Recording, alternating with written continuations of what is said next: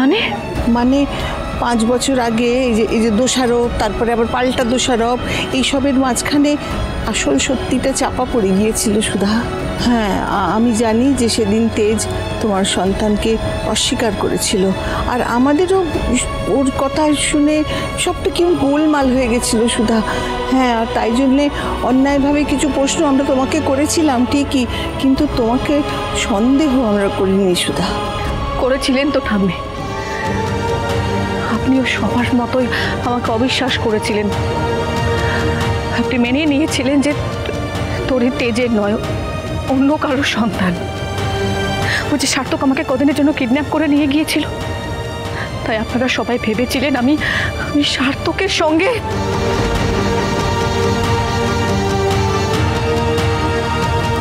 না সুধা, না, তুমি আমাকে বিশ্বাস করো, আমি কোনোদিন মানিনি যে তোমার চরিত্রে কোনো দাগ থাকতে পারে।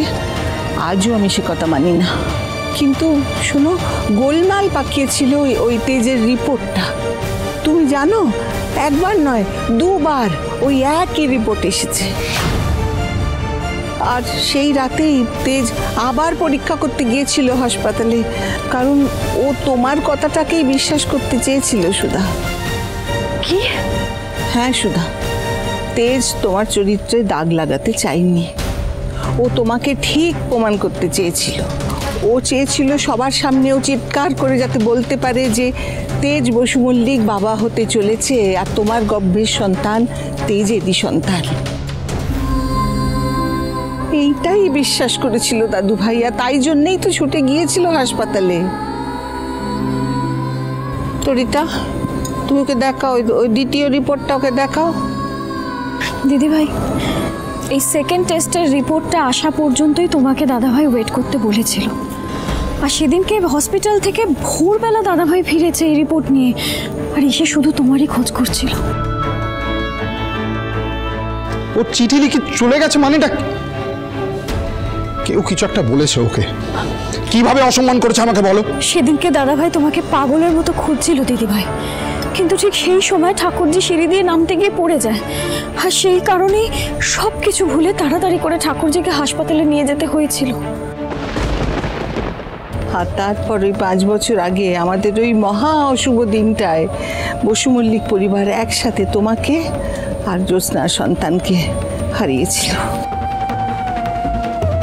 আর পরপর এই ধাক্কার আঘাত সামলাতে না পেরে তেজ একেবারে ভেঙে পড়েছিল। এটা কি করে সম্ভব?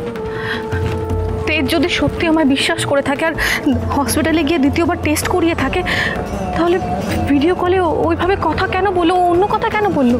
ও কেন বললো যে ও আমায় বিশ্বাস করে না?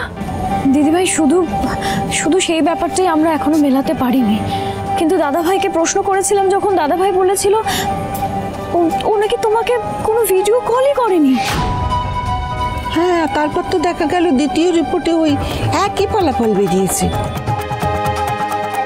তাই তো ডাক্তার বলেছিল যে দাদুভাই কোনোদিনও বাবা হতে পারবে না। শুভ বিবাহ সোম থেকে রবি প্রতিদিন রাত 10:30টায় স্টার জলসায় ও জিও হটস্টারে।